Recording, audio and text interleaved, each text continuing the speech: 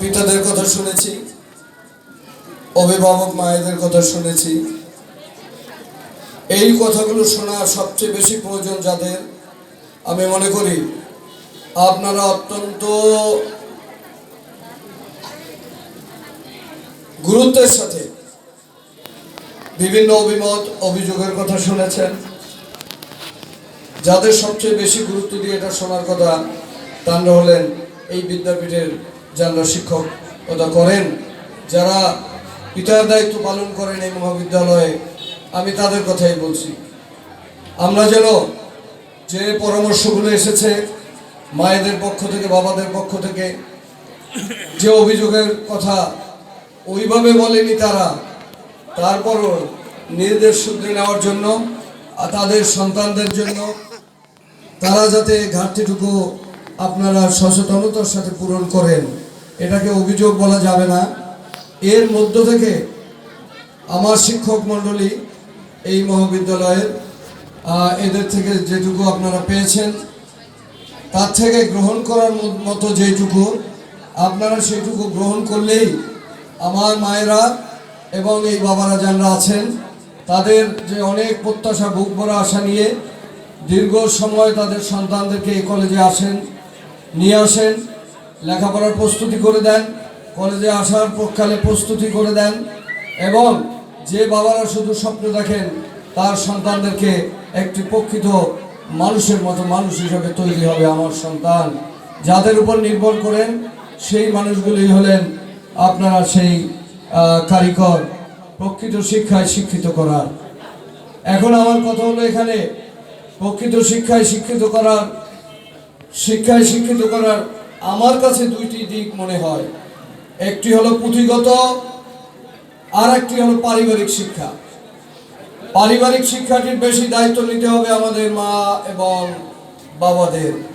বাবারা বেশিরভাগই থাকেন তার ছেলে সন্তানদেরকে এবং তার সংসারকে কিভাবে সচ্ছল রাখা যায় সেই প্রক্রিয়ায় তারা বেশি ব্যস্ত থাকেন, কিন্তু বাড়িতে বসে রান্না বাড়া সহ তার সন্তানদেরকে সবচেয়ে বেশি সময় দেওয়ার সুযোগ হলো আমাদের এই ছাত্রছাত্রী মায়েদের, নাকি? এই তো সবচেয়ে বেশি সময় আপনাদের দিয়ে থাকেন এবং দিতে হবে, এইটাই বাস্তব। অতএব আমার কথা হলো এই, আমার নিজের অভিজ্ঞতা থেকে আমি একটু কথা বলি। লম্বা সময় হয়ে গেছে, তারপরও এভাবে আপনাদের তো রেগুলার পাওয়া যাবে না, যাবে? আমি কি কথা বলবো দুই একটা? ধৈর্য হবে আপনাদের? আমার কথা হলো আমার নিজের পরিবার দিয়ে আমি একটু আপনাদের কাছে উপস্থাপন করতে চাই। আমার মেয়েটি যখন এসএসসি দেওয়ার আগ থেকেই আমি দেখি আমার চেয়ে অনেক বেশি যত্নশীল আমার স্ত্রী। আমার সন্তানদের মা বেশি যত্নশীল, এটা দেখেছি আমি এই কারণে। তিনি শিক্ষকতা করেন আরেকটি কলেজে, ওই পারে একটা শহীদ কলেজ আছে, আপনারা শুনেছেন বোধহয়। আমি প্রচারের জন্য বলছি না, আমি আমার পরিবারের কথা বলছি। উনি ওই কলেজের শিক্ষক হওয়া সত্ত্বেও যতটা রাত জেগেছেন তার মেয়ের জন্য, যতটা সময় দিয়েছেন তার মেয়ের জন্য, এতটা সময় আমার পক্ষে দেওয়া সম্ভব। 12টা বাজার আগে আমি ঘুমিয়ে পড়েছি, কিন্তু আমার স্ত্রী যখনই ওদের টেস্ট আসে, এই আসে সেই আসে, পরীক্ষাগুলি আসে, তখন ডান বাও তাকাবার সুযোগ নাই, তার স্বামী কী অবস্থায় আছে এটা দেখার সুযোগ নাই।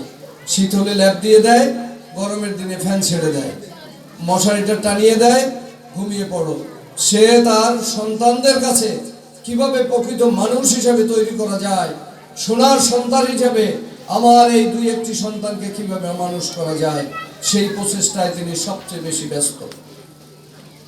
আমি দেখেছি রাত্র 2 থেকে 3টা বেজে গেছে, তারপর আমার স্ত্রী ঘুমিয়েছেন। সকালে আমার নাস্তা তৈরি করে দিয়েছেন, ঘুমিয়েছেন মাত্র 2.5 থেকে 3 ঘন্টা। ফজরের নামাজ পড়েছেন, নাস্তা করে দিয়েছেন, 8টা সাড়ে 8টা বাজার সাথে সাথে কলেজে যাওয়ার জন্য প্রস্তুতি নিয়েছেন। সেই যে কি ব্যস্ততা, সেই যে কি চেষ্টা। এসে গোসল করেছেন এবং তার নিজ হাতে রান্না করেন। আমি ঠিক তদ্রুপ, আমার বড় ছেলেটি এবার ইন্টার করলো, অ্যাডমিশন টেস্ট নিয়ে ব্যস্ত। আমি দেখেছি তার ক্লাস 9 থেকে তার মা কিভাবে তাকে যত্ন নিচ্ছে। কিভাবে যত্ন নিচ্ছে, এই এসএসসি কে কেন্দ্র করে আমি একটু স্বার্থপরতা কমিয়ে দিয়েছি, আমিও তাকে সময় দিয়েছি, আমিও জেগে রয়েছি, আমিও 12টার আগে একা ভাত খেয়ে নেইনি। ওই ছেলেটার রাত্র 12:15 12টায় যখন তার শিক্ষক চলে যায়, তারপরে ওকে নিয়ে আমি ভাত খেয়েছি। তখন আমার ঘুমোতে ঘুমোতে আমারও 2টা বেজে গেছে। আমি নামাজ পত্র শেষ করে তারপরে তখনও তার মা সজাগ রয়েছে, ছেলের পড়া ধরছেন, যেগুলো পড়েছেন আবার রিভাইজ দিচ্ছেন, পড়াগুলো ধরছেন। এই কাজটি কিন্তু অতটা আমার দ্বারা সম্ভব হয়নি, যেটা সম্ভব আমাদের সন্তানদের মায়েদের দ্বারা। আপনারা অবশ্যই লেখাপড়া যারা করেছেন অবশ্যই করবেন, আপনারা লেখাপড়া ধরবেন, ওকে সহায়তা করবেন। কিন্তু শুধু লেখাপড়ার সহায়তা না, ওকে পরিবার থেকে প্রকৃত মানুষ হওয়ার শিক্ষা আমার মায়েরা আপনাদের দিতে হবে, আপনাদের দিতে হবে। আমি দেখেছি আমার ছেলে খুব ভালো ছেলে, খুব ভালো করেছে এখন পর্যন্ত, এই জন্য না, এটা আমি গল্পের মতো করছি। আমার থেকে আপনাদের একটা উদাহরণ দিয়ে বলছি। সেটা হলো এই যে অ্যান্ড্রয়েড ফোনের কথা বলেছে, আমার এখন ও মেডিকেল কোচিং করছে। কি হবে আল্লাহ মাহবুব জানে, খুব সহজ তো না, অনেক লেখাপড়ার কাজ, অনেক কষ্ট করতে হবে। তো আমার ওয়াইফ এই কলেজ থেকে ছুটি নিয়ে যায় এবং লাস্ট বোধহয় মেডিকেল নিবে এখন। এই ওর হ্যাঁ, ওর পরীক্ষা আছে, মেডিকেল প্রিন্সিপালকে বলে দিয়েছে যে এছাড়া আমার কোনো পথ নাই, প্রয়োজনে আমাকে মেডিকেলের ব্যবস্থা করবেন স্যার, ওর পাশে থাকতে হবে। এটা আমি এই কারণে বলছি, অ্যান্ড্রয়েড নিয়ে অনেক কথা হয়েছে এখানে। মা যদি ছেলের সাথে প্রকৃত বন্ধুত্ব গড়ে ওঠে, তাহলে ওই ছেলে কখনো খারাপ হতে পারে না, ওই ছেলে খারাপ জিনিস দেখতে পারে না। আমার ছেলে আমার ওয়াইফের সামনে তো মোবাইল দেখে, যেটুকু সময় দেখতে পারে, এর বাইরে তার মোবাইল দেখার তো সময় হয়। তাহলে এমন ছবি তিনি দেখেন, এমন মোবাইলে তিনি দেখেন যা মায়েকে কাছে নিয়ে দেখা যায়। অতএব মা এবং সন্তানের মধ্যে এই সম্পর্কটি গড়ে তোলা আমাদের অত্যন্ত জরুরি হয়ে পড়েছে। নাসির বক্তব্য দিয়েছে এখানে, এখন এমন প্রতিযোগিতা, 2টি নেশা হয়ে গেছে, একটি হলো মাদক আর একটি হলো এই অ্যান্ড্রয়েড ফোন, তাই না? যারা ভালো দিকে থাকে অ্যান্ড্রয়েড ফোন নিয়ে অনেক উপকার হয়, আন্তর্জাতিকভাবে অনেক কিছু জানতে পারে, দেশের অবস্থাটি জানতে পারে, কিন্তু অ্যান্ড্রয়েডের ক্ষতিকারক দিকগুলিও আছে। এখন ওই ক্ষতির দিকে তখনই যাবে না যখন মায়ের সাথে তার অত্যন্ত আন্তরিকতা থাকবে, বন্ধুর মতো সম্পর্ক থাকবে, তখন দেখবেন সেই ফোন মায়ের সামনেও দেখা সম্ভব হবে। তাহলে মায়ের সামনে যে ফোন দেখবে সেই ফোন কি ক্ষতিকর হবে? হবে কি? অবশ্যই হবে না। আমি যেটা দেখছি, আমার বাস্তব অভিজ্ঞতার কথাই আমি বলছি। অতএব আপনারা আপনাদের সন্তান তো এখন 1 থেকে 2, সর্বোচ্চ 3, এর তো বেশি না। আমরা হলাম 9 ভাই বোন, সেই যুগ আছে নাকি এখন? আমাদের অত খবর নেওয়ার সুযোগ তার হয় নাই। এত খবর নেওয়ার সুযোগ আমার মায়ের বাবার ওই সময় ছিল না। 9 জনের এত খবরটা নেবে কোন সময়? কেয়ার নেওয়ার সুযোগও থাকে না। 9টি সন্তানের যিনি জন্মদাত্রী, তার পক্ষে তার 1-2 সন্তান নিয়ে স্কুলে যাওয়া কি সম্ভব? অতএব সেই দিন কেটে গেছে, আমরা আপনাদের সামনে দাঁড়াতে পেরেছি মহান আল্লাহ পাকের হুকুমে। আমার মা বাবা আল্লাহ পাকের হুকুমে এমন সন্তান আমাদের দিয়েছেন। কতটুকু পারবো আমরা জানি না, তবে সেই 9 জন থেকে এখন চলে আসছে কিন্তু 2 জনে। একটু কথা বলবেন না? 9 জন থেকে চলে আসছে 2 জনে। অতএব এই উদাসীনতার কোনো সুযোগ আছে? আমার যে 2 সন্তান, আমার সর্বোচ্চ চেষ্টাটি থাকবে আমার সন্তানকে বাংলাদেশের মধ্যে একটি সোনার সন্তান হিসেবে তৈরি করা। অতএব এ ব্যাপারে আপোষ করার সুযোগ কারো আছে? আছে নাকি বলেন? আপোষ করা যাবে? আমার সন্তান যা খুশি করুক, ওটা দেখার দরকার নাই, এইটা বলার সুযোগ আছে? কারণ আমার তো 3 নাম্বার 4 নাম্বার 5 নাম্বার নাই। আমি 5 নাম্বার নিয়ে চেষ্টা করবো, 2 পারেনি। 2 পারেনি বলতে এমন কোনো কথা থাকতে পারবে না। আমাদের চেষ্টাটি থাকবে 1 থেকে 2, 2টিকে সর্বোচ্চ প্রকৃত মানুষ হিসেবে মানুষ করা।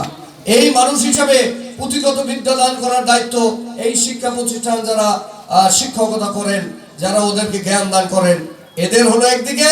আর প্রকৃত মানুষ হিসাবে তৈরি করার মতো দায়িত্ব হলো তার পরিবারের। একটি পারিবারিক শিক্ষায় তাকে শিক্ষিত করা। তাহলে সে নেশাগ্রস্ত হবে? তাহলে সে কি মাদক ধরবে? মাকে যদি ভালোবাসে, পিতাকে যদি ভালোবাসে, তাহলে সেই ভালোবাসার চেয়ে কি মাদক বড়? আমাদের সেই ভালোবাসা এত ঘনিষ্ঠ, এত তীক্ষ্ণ হতে হবে, ওই নেশার চেয়েও এই আমার সন্তান এবং মা বাবার ভালোবাসা যেন আরো অনেক গভীর হয়। তাহলে দেখবেন সেখানে এইগুলি আর প্রশ্রয় পাবে না। ছেলেপানদের নিয়ে, ছেলে মেয়েকে নিয়ে চিন্তা করার কারণ থাকবে না। আরো অত্যন্ত ঘনিষ্ঠ হতে হবে, আরো বেশি বেশি খবর রাখতে হবে।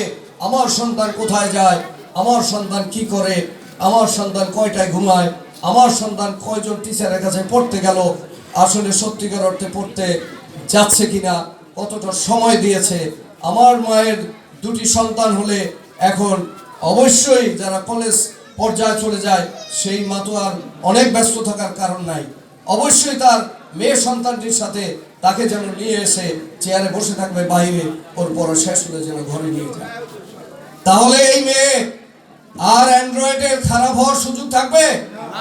খারাপ বন্ধুদের সাথে মেলার সুযোগ থাকবে? খারাপ উদ্দেশ্য যেসব ছেলেদের, তারা কি মায়ের সামনে এসে দুষ্টামি করার সুযোগ পাবে? অতএব এই স্পেসে দেওয়ার কোনো সুযোগ নাই। এইভাবে সতর্ক হতে হবে।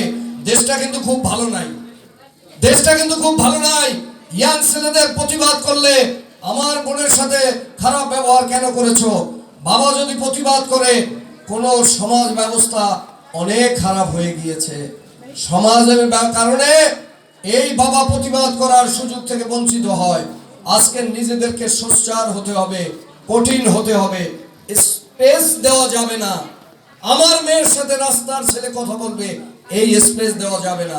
অতএব আমার নিজের স্বার্থে, নিজের সুবিধার্থে, নিজের স্বার্থকে সামনে রেখে আমাদের ওই সন্তানের জন্য সময় দিতে হবে। বাপ নাস্তা খেলো কি খেলো না, এইটা দেখার দরকার নাই। আমি একটা ছোট্ট স্কুল করেছি নদীর ওই পারে, সেমি ইংলিশ মিডিয়াম কিন্ডারগার্টেন। আপনারা জেনে থাকবেন কেউ কেউ। ওই স্কুলে আমি দেখেছি আপনাদের মতো বাবারা আসে 7 জন, মায়েরা আসে 100 জন সন্তানকে নিয়ে। আমার ওয়াইফও আমার সন্তানকে, আমার মেয়ে ছিল প্রথম ব্যাচ, ও এখন ইউনিভার্সিটি লেখাপড়া করে। আমার স্কুলে প্রথম ব্যাচ ছিল 2008-এ, ও প্রথম ব্যাচ ছিল 8-এ।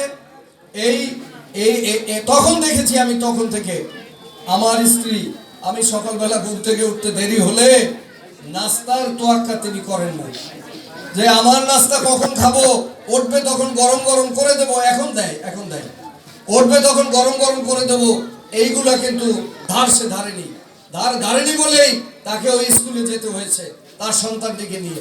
অবশ্যই সেই স্কুলের সাথে যদি ভালো যোগাযোগ রাখে, আমার সন্তান কি রেজাল্ট করে, স্যারদের কাছে মারাত্মকভাবে শোনার প্রয়োজন হয় না। কথা কি বুঝাতে পেরেছি? কথা বুঝাবার প্রয়োজন হয় না। কি পড়েছে, কি রেজাল্ট করেছে, আপনি যদি ফলো আপে থাকেন, কারো কাছ থেকে জানা যায় না। আমি দেখেছি ওই স্কুলে শুধু প্রতিযোগিতা ছাত্রছাত্রীদের মধ্যে নয়, প্রতিযোগিতা হয় গার্ডিয়ানদের মধ্যে। প্রত্যেকে চায় আমার সন্তানটিকে সর্বোচ্চ উপরে লেখাপড়ায় ভালো রেজাল্ট করাতে হবে। এই প্রতিযোগিতায় আমি ওই ছোট্ট স্কুলটিকেও দেখেছি। আপনাদেরকেও এমন যুগ এসেছে, এই প্রতিযোগিতায় অবতীর্ণ হতে হবে। আমার পিতা গার্ডিয়ানরা এরা অনেক কর্মকাণ্ডে ব্যস্ত থাকে, আমাদের মায়েরাই সবচেয়ে বেশি এই প্রতিযোগিতায় নামতে হবে এবং ওদেরকে সুশিক্ষায় শিক্ষিত করে একদম সর্বোচ্চ স্তরে পৌঁছানো না পর্যন্ত আপনাদের কিন্তু ছাড় নাই। আছে নাকি? আছে? আমারও আইপতো কোনো জায়গায় সুযোগ নাই। ওর সাথে পিছে পিছে হাঁটছে, ওর সাথে পিছে পিছে রটছে, কখনো ছেলেকে নিয়ে রিক্সায় বের হচ্ছে, চলো আধা ঘন্টা আমরা ঘুরে আসি। এই অবস্থাটি আমার প্রত্যেক মাকে করতে হবে। সবাই তো ঢাকা গিয়ে পারবেন না, কিন্তু যখন ওরা ঢাকায় এই প্রতিযোগিতায় অংশগ্রহণ করবে, শিক্ষা এডমিশন থেকে শুরু করে প্রত্যেকের এই চেষ্টা করতে হবে তার সন্তানের কাছে। ঢাকার মানুষ কি সব ভালো নাকি? দুষ্ট তো ওখানে আরো বেশি গ্রামের চেয়ে, ওখানে মানন গণন নাই। অতএব আমার মায়েরা একদম সর্বশেষ মুহূর্ত পর্যন্ত আপনার সন্তানকে সুশিক্ষায় শিক্ষিত করার জন্য, মানুষ হিসেবে তৈরি করার জন্য আপনাদের শ্রম দিতে হবে। এবং আপনাদের শ্রম, আপনাদের কাছে সবচেয়ে বেশি আমরা কৃতজ্ঞ। আজকে হাউজে তাকালেই দেখা যায় এখানে 70% আমাদের অভিভাবক মায়েরা আছেন, 30% আমাদের অভিভাবক পিতারা আছেন, তাই না? অতএব আপনারা শ্রম দিচ্ছেন, এটা প্রমাণ করে। আর আমি লম্বা করে দেব না বক্তব্য, কথা বলবো না, আর অনেক হয়ে গেছে, তাই না? আমি সর্বশেষ এই প্রতিষ্ঠানটি যাদের উদ্দেশ্যে প্রতিষ্ঠিত হয়েছে, আজকে আমরা এমনি একটা ঘরে দাঁড়িয়ে, পাশে দাঁড়িয়ে আছে বিল্ডিং, এইগুলি হলো পরের কথা, এইগুলি হলো পরের কথা। এমনি একটি স্বপ্ন যারা দেখেছিলেন, অনেকেই উচ্চারণ করেছেন, সবচেয়ে বেশি আমাদের এই প্রতিষ্ঠা লগ্ন থেকে লতিফ ভাই বক্তব্য দিয়েছেন, অন্যান্য যারা বক্তব্য দিয়েছেন, যে অ্যাডভোকেট সিরাজুল ইসলাম সাহেবের কথা বলেছেন।